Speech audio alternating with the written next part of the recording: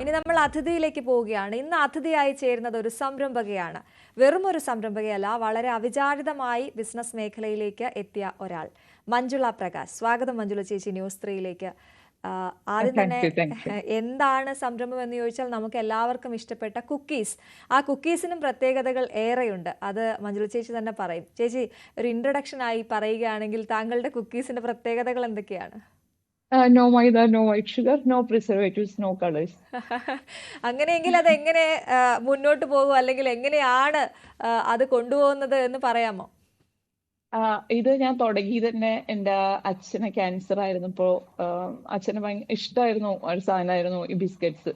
അപ്പോൾ നമ്മൾ ബേക്കറിന്ന് സാധനങ്ങൾ വാങ്ങാൻ പറ്റില്ല, അത് കഴിക്കാൻ പറ്റില്ല എന്നൊക്കെ ഡോക്ടേഴ്സ് പറഞ്ഞപ്പോ ജസ്റ്റ് ഒരു തട്ടിക്കൂട്ടിൽ തുടങ്ങിയതാണ് ഒരു ഹെൽത്തി കുക്കീസ് പറഞ്ഞൊരു ഓപ്ഷൻ ആദ്യം. പിന്നെ അതിന് ശേഷം അച്ഛൻ കുറച്ച് ഉണ്ടായിരുന്നുള്ളൂ. പിന്നെ അച്ഛൻ മരിച്ചു. അത് കഴിഞ്ഞ് പിന്നെ 3rd month എനിക്ക് ക്യാൻസർ വന്നു. അപ്പൊ ഞാൻ വിചാരിച്ചിട്ടുണ്ടായിരുന്നു ഇങ്ങനെ കുറച്ച് ഈ മൈദ വൈറ്റ് ഷുഗർ കഴിക്കാൻ പറ്റാത്ത ആൾക്കാർക്ക് എന്തെങ്കിലും ഒന്ന് വേണമല്ലോ. ക്യാൻസർ ഇങ്ങനെ എന്തെങ്കിലും കഴിക്കാൻ ആവശ്യം തോന്നുന്ന സമയത്ത് നമുക്ക് വൈറ്റ് ഷുഗർ എന്നുള്ളതൊന്നും കഴിക്കണ്ടെന്ന് പറയുമ്പോൾ ഇപ്പൊ പ്രത്യേകിച്ചും വൈറ്റ് ഷുഗർ ഒന്നും ഇപ്പൊ ആരും ഉപയോഗിക്കില്ല. ആര് എങ്ങനെ ചോദിക്കുകയാണെങ്കിലും വൈറ്റ് ഷുഗർ ഉണ്ടോ എന്നാണ് ആദ്യം ചോദിക്കുക. അപ്പൊ അങ്ങനെ തുടങ്ങിയതാണ് ഈ കുക്കീസിന്റെ കാര്യം. ആദ്യം എനിക്ക് കുറെ പേരൊന്നും ഉണ്ടായിരുന്നില്ല. കുറച്ച് ഡോക്ടേഴ്സ്, റെപ്രസെന്റേറ്റീവ്സ്, മെഡിക്കൽ റെപ്രസെന്റേറ്റീവ്സ് അവരൊന്ന് തുടങ്ങിയതാണ്. എന്നിട്ടാണ് ഇപ്പൊ ഇങ്ങനെ എത്തി നിൽക്കുന്നത്. ശരി, അപ്പൊ നമുക്ക് കുക്കീസിനെ കുറിച്ച് പറയുന്നതിന് മുമ്പ് എനിക്ക് തോന്നുന്നു അച്ഛനെയും മഞ്ജുള ചേച്ചിയെയും കുറിച്ച് ഒന്നുകൂടി ഒന്ന് അറിയണമെന്നുണ്ട്. അത് മറ്റുള്ളവർക്ക് പ്രചോദനമാണ്. കാരണം നമ്മൾ എല്ലാവരും പേടിക്കുന്ന ഒരു അസുഖമാണ് ക്യാൻസർ എന്ന് പറയുന്നത്. ഇപ്പോഴും നമ്മൾ ഒരുപാട് ബോധവൽക്കരണമൊക്കെ നടത്തുന്നുണ്ടെങ്കിൽ ഒരു കുടുംബത്തിൽ ഒരാൾക്ക് ക്യാൻസർ എന്ന് പറയുമ്പോൾ ആ കുടുംബം ഒന്നാകെ അങ്ങ് തളർന്നു പോകുന്ന ഒരു സിറ്റുവേഷനിലേക്ക് എത്താറുണ്ട്. പക്ഷെ അവിടെ നിന്ന് തുടങ്ങി അച്ഛന് ക്യാൻസർ വന്നപ്പോൾ ചേച്ചി വളരെ പേടിച്ചെങ്കിലും മുന്നോട്ട് പോകണം, അത് ആരെ അറിയിക്കരുത് എന്നൊക്കെ ചേച്ചിക്ക് ഉണ്ടായിരുന്നു. അച്ഛൻ ക്യാൻസർ ആയത് ഒരാളും അറിഞ്ഞിട്ടില്ല. അച്ഛന് ക്യാൻസർ എന്നുള്ളത് ഞാൻ പറഞ്ഞിട്ടേ ഇല്ല, ആരോടും പറയരുത്. അച്ഛനായ കാരണം അത് എനിക്ക് കൂടുതൽ അച്ഛനൊരു ക്യാൻസർ പേഷ്യന്റ് ആയിട്ട് കാണാൻ എനിക്ക് താല്പര്യമില്ല. അപ്പോ അങ്ങനെ അച്ഛന് ക്യാൻസർ അല്ലാത്ത രീതിയിൽ അച്ഛനെ ആൾക്കാർ കാണുമായിരുന്നു എനിക്ക് കൂടുതൽ ഇഷ്ടമുണ്ടായിരുന്നത്. അപ്പൊ അച്ഛന് ഈ ഭക്ഷണം കഴിക്കാൻ ബുദ്ധിമുട്ട്, ഓരോ കീമോ കഴിഞ്ഞ് വരുമ്പോഴും ഓരോ പ്രശ്നങ്ങളാണ്. എനിക്ക് തോന്നുന്നു ഭക്ഷണം ഭയങ്കര പ്രശ്നമാണ് ഈ കീമോ ചെയ്യുന്നവർക്ക് അല്ലെങ്കിൽ ക്യാൻസർ പേഷ്യൻസിന്. അവർക്ക് പിന്നെ ഭക്ഷണത്തോട് ഒരു വിരക്തി ആയിരിക്കും അല്ലെ? അതെ, കുറച്ച് ദിവസമേ ഉണ്ടാവുള്ളൂ. പിന്നെ അത് കഴിഞ്ഞ് കഴിഞ്ഞാൽ പിന്നെ നമ്മള് അത് യൂസ്ഡ് ആവും. കുറച്ച് ദിവസത്തിന്റെ ഒരു ബുദ്ധിമുട്ടാണ് ആദ്യം ഉണ്ടാവുക. പക്ഷെ എന്റെ അച്ഛന് അങ്ങനെ ഛർദി ഒന്നും ഉണ്ടാവാതെ തന്നെ അച്ഛന് ഒരുപാട് ഫുഡ് വെറുത്തു. അച്ഛൻ ഭക്ഷണം എന്നുള്ളത് അച്ഛന് തീരെ പറ്റില്ലായിരുന്നു. പിന്നെ അച്ഛന് മധുരം വേണം താനും, പക്ഷെ വൈറ്റ് ഷുഗർ പാടില്ല. അങ്ങനെ ഒരു ഓപ്ഷനിലാണ് ഞാൻ ഈ നമ്മുടെ നാട്ട് പറഞ്ഞ, ഞാൻ പാലക്കാടാണ്. അപ്പൊ കുറച്ച് പനം ശർക്കര അങ്ങനത്തെ കുറച്ച് സാധനങ്ങൾ വെച്ചിട്ട്, പനം കൽക്കണ്ട് ഇതൊക്കെ വെച്ചിട്ട് ഉണ്ടാക്കി തുടങ്ങിയത്. പിന്നെ എന്റെ മെയിൻ കുറച്ച് പ്രോട്ടീൻ റിച്ച് ആവണം എന്നുണ്ടായിരുന്നു. അപ്പൊ അത് കാരണമാണ് ഓട്സും പിന്നെ seeds, dates and nuts, seeds, അങ്ങനെ കുറച്ച് സാധനങ്ങൾ വെച്ചിട്ട്. ചേച്ചി ആദ്യം ഈ ഒരു ഇങ്ങനെ ആലോചിച്ചല്ലോ, അച്ഛന് കുക്കിയാണ് ഇഷ്ടം അല്ലെങ്കിൽ ബിസ്ക്കറ്റ് ആണ് ഇഷ്ടം, അപ്പോ അത് ഉണ്ടാക്കി കൊടുക്കാന്ന് തീരുമാനിച്ചല്ലോ. അങ്ങനെ തീരുമാനിച്ച ആദ്യത്തെ എക്സ്പെരിമെന്റ് തന്നെ ഫലം കണ്ടോ? അച്ഛന് ഇഷ്ടപ്പെട്ടിരുന്നോ അത്? ആദ്യത്തെ അച്ഛന് ഇഷ്ടമായില്ല. കാരണം വെച്ച് കഴിഞ്ഞാൽ അതിൽ മധുരമൊക്കെ വളരെ കുറച്ച്, പിന്നെ ഡോക്ടേഴ്സ് പറഞ്ഞ പോലെ തീരെ മധുരമൊക്കെ ഇല്ലാതെ ഞാൻ ഒന്ന് ഒപ്പിച്ചതായിരുന്നു. പിന്നെയാണ് എനിക്ക് ഈ ഓപ്ഷൻസ് ഒക്കെ മുന്നിൽ വന്നത്. ജാഗരി, അതിനെ കുറിച്ച് നമ്മൾ ഇങ്ങനെ ആലോചിക്കുമ്പോഴാണല്ലോ നമുക്ക് ഓരോ ഓപ്ഷൻസ് വരിക. ഇപ്പോഴും ഞാൻ ചെയ്യണത് അങ്ങനെ തന്നെയാണ്.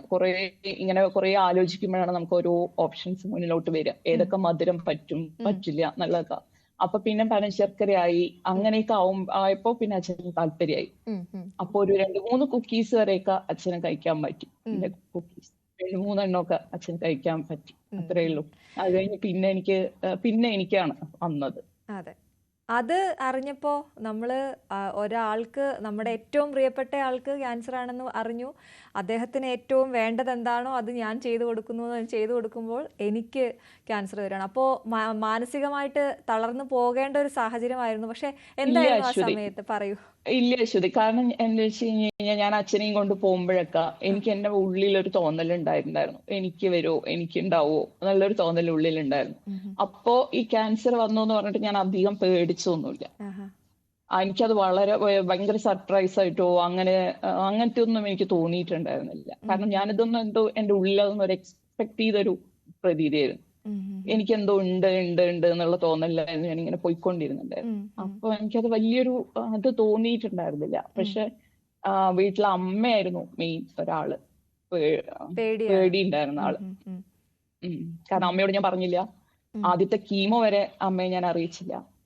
ആദ്യത്തെ കീമോ കഴിഞ്ഞ് മുടി പോകാൻ തുടങ്ങിയപ്പോ പിന്നെ മുടി ഫുള്ളായി പോയപ്പോ പിന്നെ പറയാതിരിക്കാൻ നിവർത്തിയുണ്ടായിരുന്നില്ല. അമ്മയെ മാത്രമേ എനിക്കൊരു ഇതുണ്ടായിരുന്നുള്ളൂ. അമ്മയെ അറിയിക്കാതെ കുറച്ച് നോക്കിയിട്ടുണ്ടായിരുന്നു.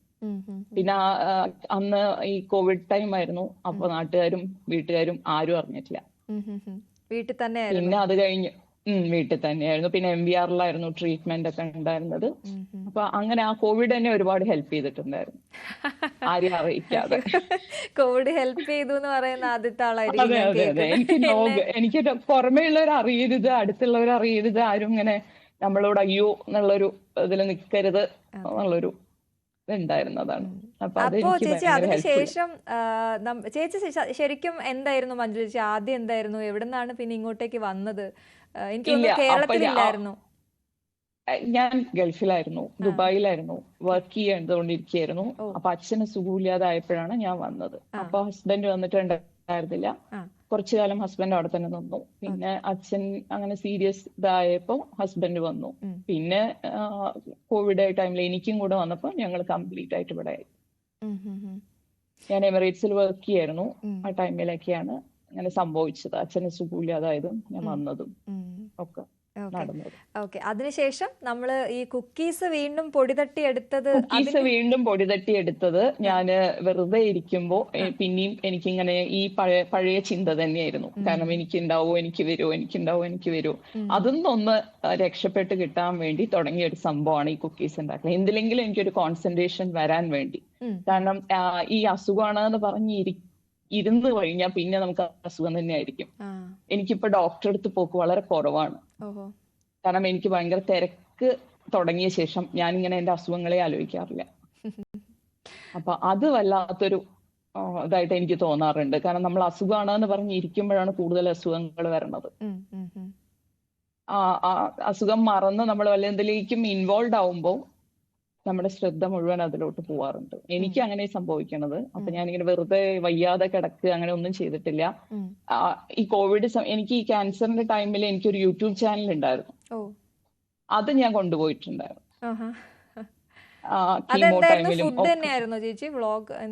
അതെ അതെ അതെ, ഫുഡ് തന്നെയായിരുന്നു. എനിക്ക് ഫുഡായിട്ടാണ് കുറച്ച് താല്പര്യം കൂടുതൽ.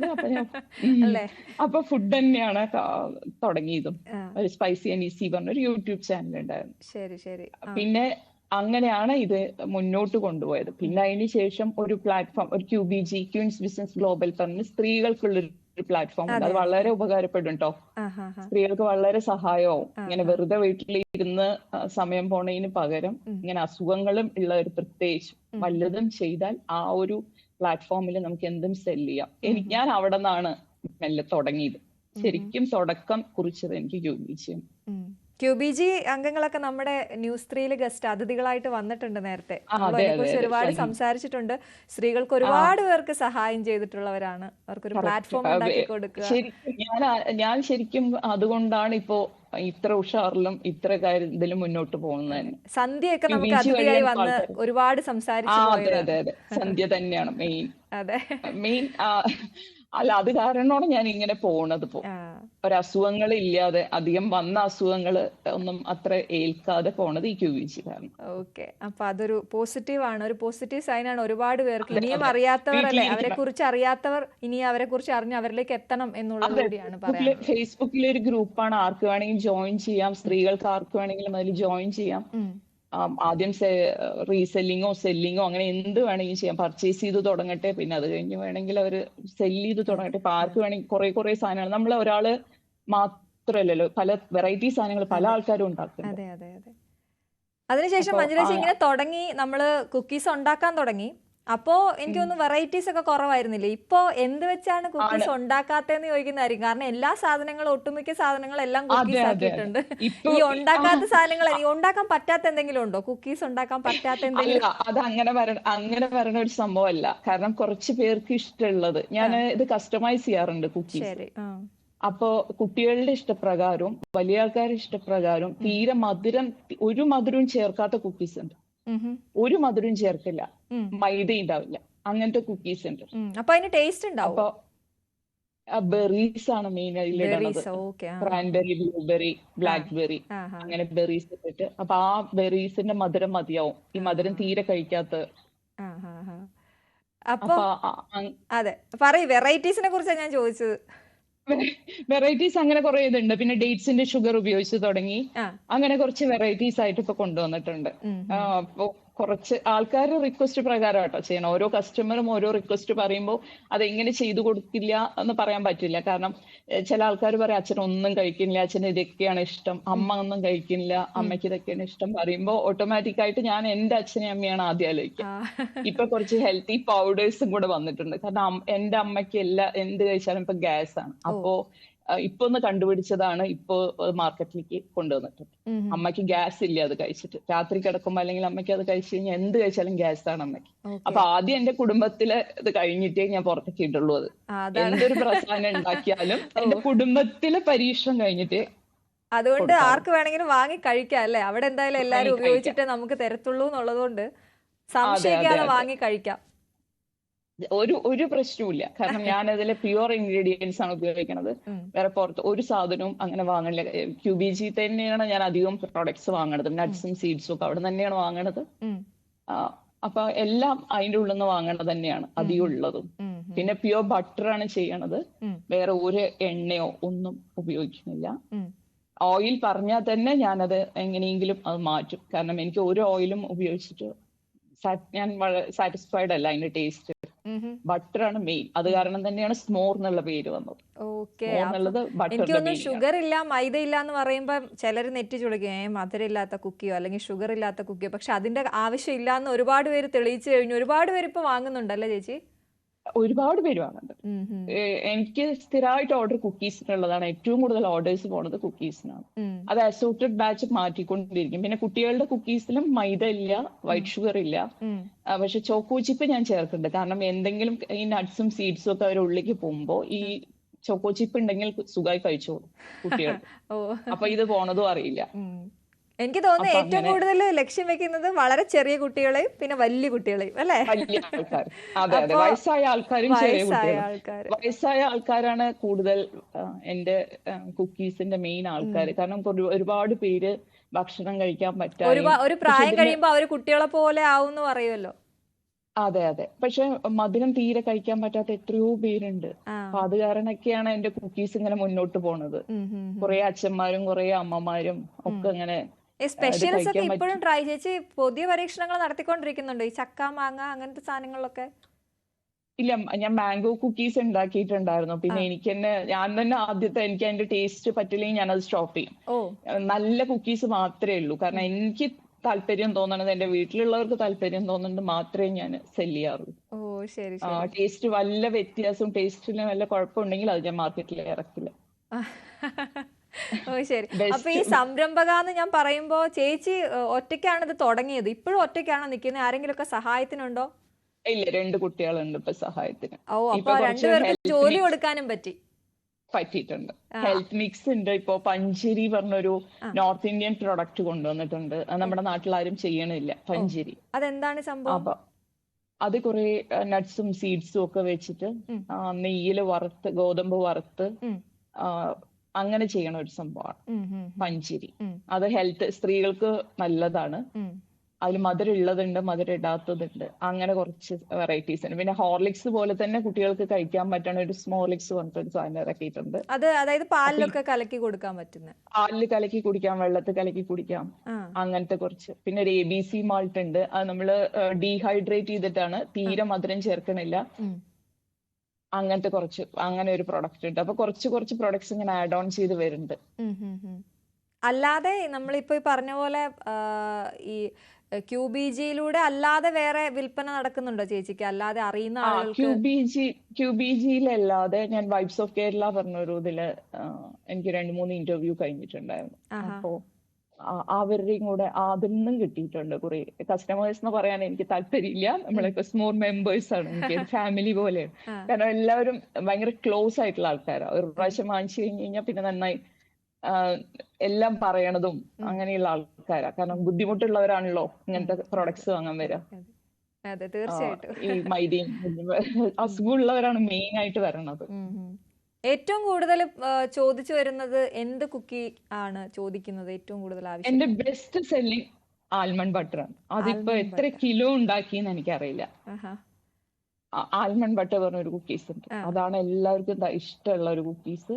അതാണ് ഏറ്റവും കൂടുതൽ ഞാൻ ഉണ്ടാക്കിയത്. ഈ പ്രിസർവേറ്റീവ് ഇല്ലാതെ എങ്ങനെയാണ് ചേച്ചി അപ്പോ ഇത് ഒരുപാട് കാലം ഇരിക്കില്ലല്ലോ, അപ്പൊ ആവശ്യാനുസരണമാണോ ഉണ്ടാക്കുക, ബേക്ക് ചെയ്യുക? അതെ അതെ, ആവശ്യാനുസരണം അതിനനുസരിച്ചിട്ട് തന്നെ ഉണ്ടാക്കുള്ളൂ. കാരണം ഒരു ട്രേ മാത്രമേ ഞാൻ അതിൽ കൂടുതൽ ഉണ്ടാക്കില്ല. ഒരു കുക്കീസ് എന്ന് പറയുന്നത് ഒരു ട്രേ, ആ ഒരു ക്വാണ്ടിറ്റിയിൽ ആ ഒരു ഇതിൽ മാത്രമേ ഞാൻ ചെയ്യാറുള്ളൂ. കൂടുതൽ ക്വാണ്ടിറ്റി ഒന്നിച്ച് ഉണ്ടാക്കി വെക്കാറില്ല. ഓരോ ട്രേ എന്ന് പറയുമ്പോൾ ഒരു 10-30 കുക്കീസ് ഉണ്ടാവും, ഇതിനപ്പുറം പോവില്ല. അപ്പൊ ആരും ഓർഡർ ചെയ്യണമെങ്കിൽ ഞാൻ ഒന്നുകിൽ ½ kg പറയാൻ പറയും, ബാക്കിയുള്ളത് എന്റെ അസോർട്ടഡ് പാക്കിൽ പോവും. ഇപ്പൊ ബെസ്റ്റ് സെല്ലിംഗ് അസോർട്ടഡ് പറഞ്ഞിട്ട് ഒരു പാക്ക് ഉണ്ട്.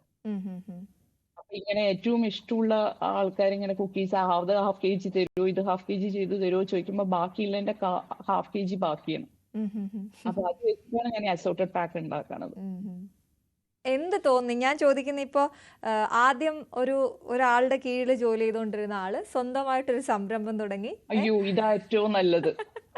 അതിന്റെ ഒരു ഫ്രീഡം എങ്ങനെയാണ്, അതിന്റെ ഒരു സന്തോഷം എങ്ങനെയാണ് ഞാൻ എൻജോയ് ചെയ്ത് ചെയ്യണം. കാരണം എനിക്ക് ഏറ്റവും ഇഷ്ടമുള്ളൊരു സംഭവമാണ് ഈ ഫുഡ് ഉണ്ടാക്കുക എന്നുള്ളത്. അത് ഞാനിങ്ങനെ എനിക്ക് വേണ്ടപ്പോ ഉണ്ടാക്കാം, ഏത് രാത്രി വേണമെങ്കിലും, എനിക്ക് ഉറക്കം വന്നിട്ടില്ലെങ്കിൽ രാത്രി വേണമെങ്കിൽ വന്ന് ഉണ്ടാക്കാം. എനിക്ക് ഭയങ്കര സുഖമായിട്ട് ചെയ്യുന്ന പരിപാടിയാണ്. ഒരു മടുപ്പില്ലാതെ ഞാൻ ഈ പരിപാടി ചെയ്യുന്നത്. അങ്ങനെ ഒരു മടുപ്പും തോന്നാറില്ല.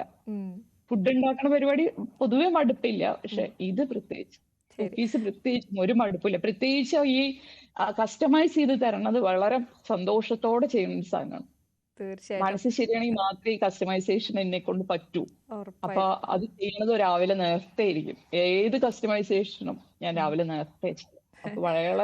മഞ്ജുലേച്ചി, താങ്കളെ ഒരു അതിഥിയായിട്ട് വിളിക്കുമ്പോൾ ഒരിക്കലും താങ്കളുടെ പ്രോഡക്ട്സിന്റെ സവിശേഷത എന്നതിനപ്പുറത്തേക്ക് ഞാൻ ഉദ്ദേശിച്ചത്, ഒരു ക്യാൻസർ സർവൈവർ എന്ന നിലയിൽ ഒരുപാട് പേര് ഇപ്പോഴും അത് കേട്ട് പേടിച്ച് ഭയന്ന് കീമോയുടെ ഒരു ഇതൊക്കെ കഴിഞ്ഞിരിക്കുന്ന ഒരുപാട് പേരുണ്ടാകും. അവരോട് എന്താണ് പറയാനുള്ളത്? ഞാൻ പറയുന്ന പോലെ അല്ല അത് താങ്കൾ പറയുമ്പോൾ. ഇല്ല, പേടിക്കേണ്ട ആവശ്യമില്ല. കാരണം പ്രോപ്പർ ആയിട്ടുള്ള ട്രീറ്റ്മെന്റും പിന്നെ നമ്മൾ മനസ്സ് നല്ല ശക്തിയല്ല, നമ്മൾ എന്തിലെങ്കിലും കോൺസെൻട്രേറ്റ് ചെയ്ത് ആ സമയം പോയി കിട്ടി കഴിഞ്ഞു കഴിഞ്ഞാൽ നമ്മുടെ ട്രീറ്റ്മെന്റ് നല്ല എഫക്ട്ഫുൾ ആവുമെന്നാണ് എനിക്ക് തോന്നുന്നത്. തീർച്ചയായിട്ടും. താങ്ക് യു സോ മച്ച് ഇത്രയും സമയം ഞങ്ങൾക്ക് തന്നതിന്. Thanks a lot. എന്നെ വിളിച്ചതിനും താങ്ക്സ് എ ലോട്ട്. ഓക്കെ ചേച്ചി, ഓൾ ദി ബെസ്റ്റ്. എല്ലാം നന്നായി പോട്ടെ. Thank you so much. Thank you so much. Okay, by.